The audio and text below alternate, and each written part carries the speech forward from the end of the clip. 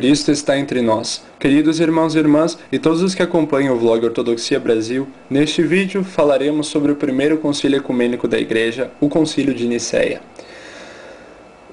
Ele condenou o arianismo e adotou o credo niceno original, fixou a data da Páscoa, reconheceu a primazia da sede de Roma, Alexandria e Antioquia, concedendo à sede de Jerusalém a posição de honra. No ano de 324 d.C., Constantino era o único imperador do Império Romano. A Igreja estava livre, enfim, das perseguições, mas foi exatamente então que começaram a surgir problemas dentro da própria cristandade. Em Alexandria, um dos mais notáveis centros da Igreja, explodiu uma disputa teológica entre um padre, presbítero, chamado Ário, e seu bispo. Disse até que a disputa foi derivada da mania de discussões teológicas que existia na época. O bispo Alexandre teria feito uma afirmação e Ário, para chamá-lo a uma discussão, a teria contradito.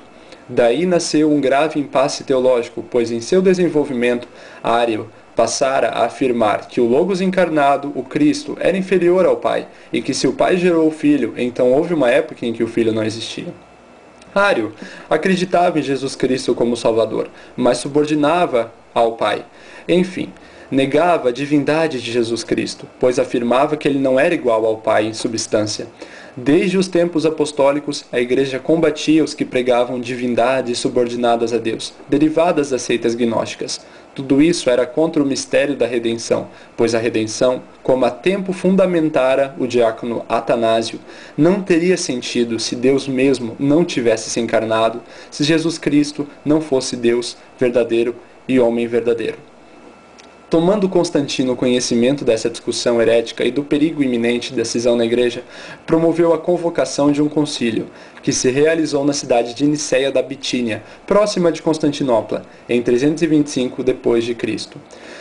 Apenas se Cristo for verdadeiramente Deus, o concílio respondeu, poderá nos unir a Deus, pois ninguém além de Deus poderá abrir para o homem o caminho da união. Cristo é um em essência, homúsios, com o Pai. Ele não é um semideus ou uma criatura superior, mas Deus da mesma forma que o Pai é Deus. Deus verdadeiro de Deus verdadeiro. O concílio proclamou no credo que redigiu, gerado, não criado, consubstancial ao Pai. O concílio de Nicéia tratou também da organização visível da Igreja, fazendo referência aos três grandes centros, Roma, Alexandria e Antioquia, cânone 4. Ele também dispôs que a sede de Jerusalém, mesmo permanecendo sujeita à metropolita de Cesareia, deveria ser dado o próximo lugar de honra após essas três, cânone 7. Constantinopla obviamente não foi mencionada, uma vez que ainda não havia sido oficialmente inaugurada como a nova Roma e como capital, o que somente aconteceu 5 anos depois. Ela continuava sujeita como antes à metropolita de Heracléa. O Credo de Nicéia. O que ele diz? O Sínodo de Nicéia afirmou este credo, que é encontrado em vários documentos da Igreja Primitiva. O Credo de Nicéia afirma o seguinte: cremos em um só Deus, Pai Todo-Poderoso, Criador de todas as coisas visíveis e invisíveis, e em um só Senhor Jesus Cristo, o Filho de Deus, unigênito do Pai, da substância do Pai, luz de luz, Deus verdadeiro de Deus verdadeiro, gerado, não criado, consubstancial ao Pai, por quem foram criadas todas as coisas que estão no céu ou na terra, o qual por nós homens e para nossa salvação desceu do céu, e se encarnou e se fez homem, padeceu e ao terceiro dia ressuscitou e subiu ao céu. Ele virá novamente para julgar os vivos e os mortos. E cremos no Espírito Santo.